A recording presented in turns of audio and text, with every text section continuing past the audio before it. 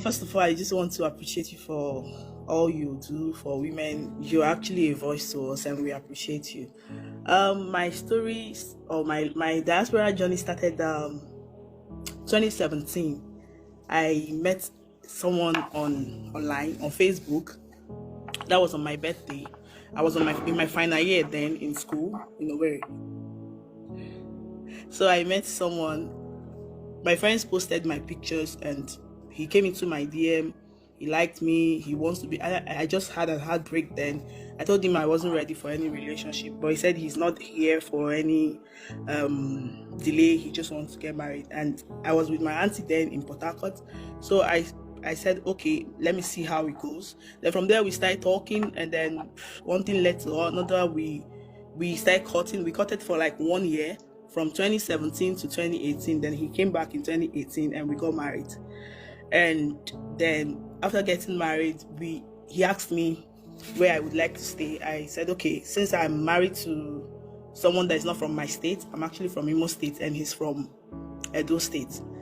I told him I want to have a relationship with the mom. I want to have a good connection with the mom since he's the only child. I now told him that I would like to go to his mom, to stay with the mom in Benin. He said, is that what I want? He said a lot of negative things about the mom. I said, yes, but I just want to get closure with her. I want to know who she is. And since you've told me a lot of things about her, I want to know her very, very well.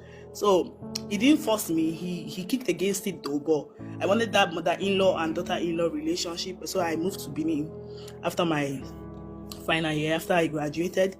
And the marriage is done. I got married in November, did the court marriage as well. Then I moved to Benin, and then he moved back to Belgium to stay.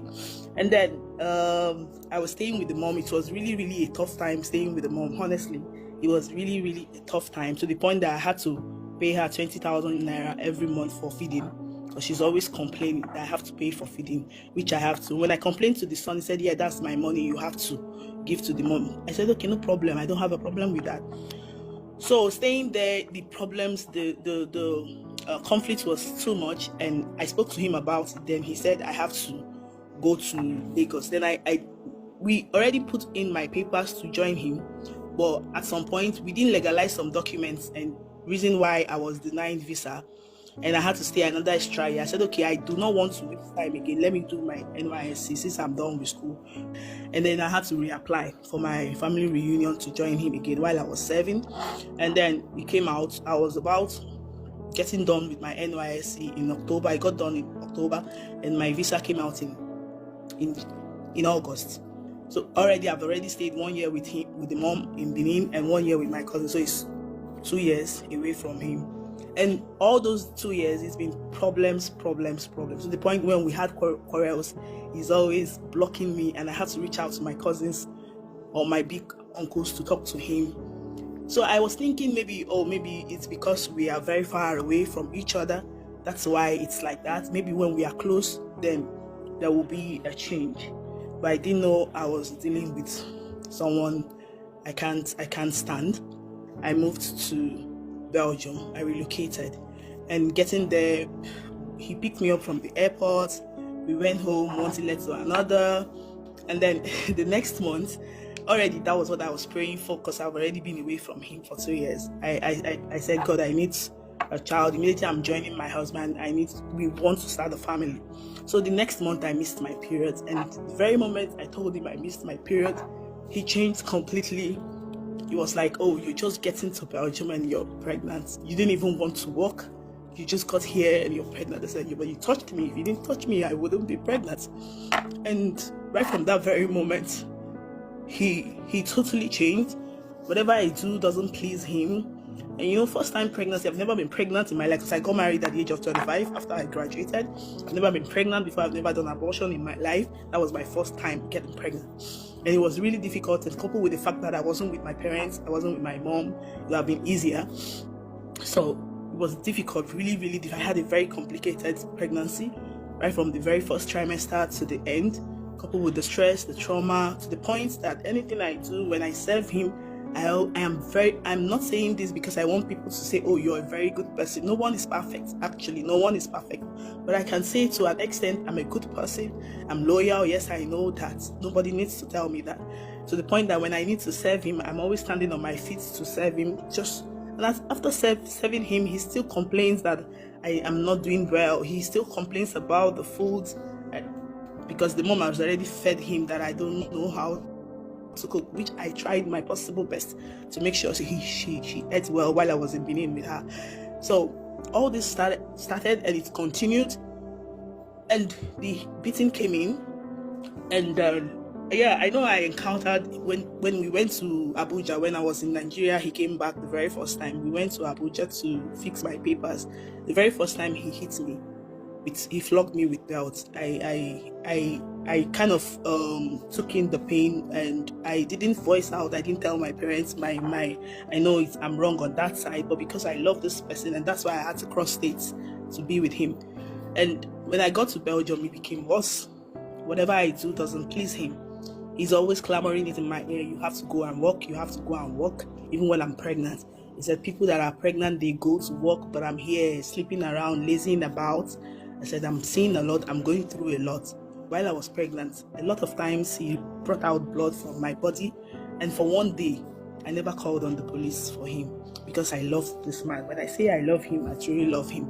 And I understand the fact that if I eventually call police for him while I was pregnant with the blood and everything, when the police comes, they are going to take him to prison. And I don't want a situation whereby my son is going to grow up and ask of his father, and I'll be the reason why he's behind bars. And I know when he comes out from behind bars, his life is going to be miserable. Reason why I didn't push. And I don't want to also hear people say, oh, they don't carry you, come abroad now, you've changed, you put him behind bars. All of this, coupled with the love I have for him, I never called the police for him one day until after our child turned. After I had my baby, 9 months after, he said I have to go and work. I said I'm not healed properly, even till this very moment. Where I had my baby with cesarean section. I carried the child for 41 weeks. A lot of traumas, every time cry, beating, and here and there. And I had the child. I almost lost my life, not for the fact that I had a very prayerful mom, which I told her she should help me. The very day I was going into the theater, I told her to go to the Blessed Sacrament, and because I'm a very good Catholic and I believe in my faith, I told my mom to go to the Blessed Sacrament and lie down there because I know I might not survive it, because he has already instilled a lot of things that I'm going to die bringing out this child. Am I giving birth to Jesus for him, that I'm going to die? So all of those were in my head, and I was scared I'm not going to make it. After my baby was 9 months, he said I have to work. I said, okay, time has come for me to go and work. I need to work through. But I told him I was not healed, but he said I have to work. Then I need to support him, right? I said, okay. But when I came to Belgium, honestly, I did all my best to support him, because while I was pregnant, I stood for hours. I know how to make hair. I stood for hours to make hair, to bring my own support to the table. And whenever I make hair, I can get like 100 euro for one client, 80 euros, sometimes 70 euros. And each time I do that, I put the money on the table. I don't touch the money just so I could support him. But it wasn't enough. It was as if I wasn't doing enough. It was always like, oh, you came to Europe, I gave you paper. So many people have been here for 10, 15 years. They didn't get paper, but they just came immediately, and I gave you paper under 1 year. You should be grateful. I was like, but you married me. You're in love with me, right? If not that, why would you say all of this to me? I had to resort to doing the menial job he got for me.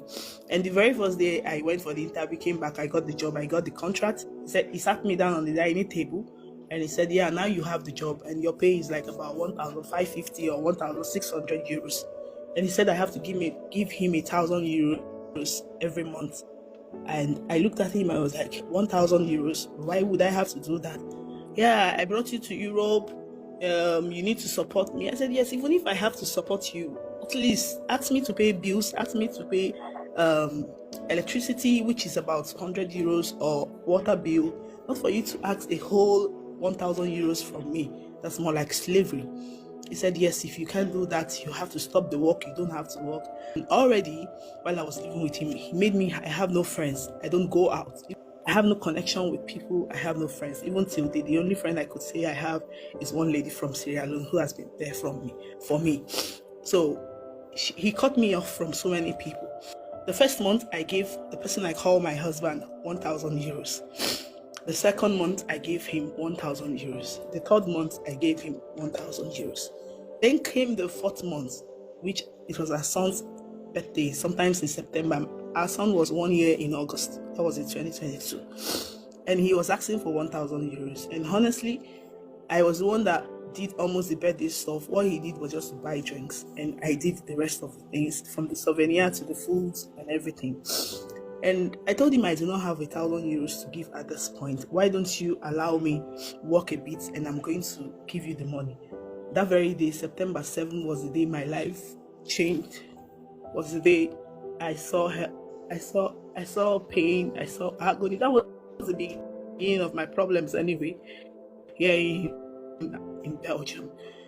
I don't have the money, honestly. And I told him, he said, if I don't have it, then I'm going to leave his house. Where am I going? 1 year and 10 months in Belgium. I don't have a friend. I don't have uncle. I don't have auntie. I don't have sister in Belgium. Where do I go to? And had even I had the 1,000 euros, I would have given. And if I didn't want to support you, as he said, I wouldn't have given you 1,000, 2,000 to the point of 3,000 euros in 3 months. And you're working. You're taking the whole money from me. What he said was, I said, I have family. He said, if you know you came here to support your family, then your parents could have gone to Belgium embassy to get you a visa.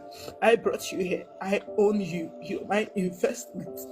That was a lot of words he said to me. And then I didn't have the money that very day. I told him I don't have it. The person I called, my husband, asked me to leave the house. He went into the kitchen, brought out a knife, and said if I don't leave, that he's going to end my life. I looked at the world and my world.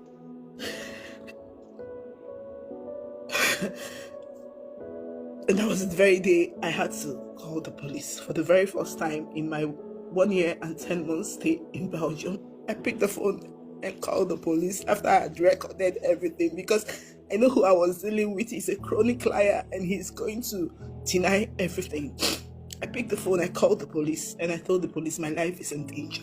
And if you people don't do anything, I'm going to end my life and just let it be like that.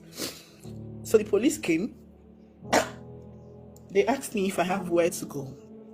I don't have anywhere to go. My paper was about to expire because I had 4 months when I was leaving, and he said if I leave they are going to deport me. I said, well, it's fine. If they would be deporting me because I choose to leave an abusive home, then so be it. Let me go back to where I'm coming from. But I'm not leaving this child for you, because he wanted me to leave my child. This is the child that had the cesarean section, and I am not leaving him for any reason. So he said, okay, I should watch out, they are going to deport me. I said, okay. Then I left that September, and sometimes November I needed to renew my resident permit. He's the only person that can renew the paper with his pay slips, because I'm living under him. Then November came, he asked me to make an appointment. I made an appointment for November 22, 2022. And that very day came, I have an appointment for 9:45.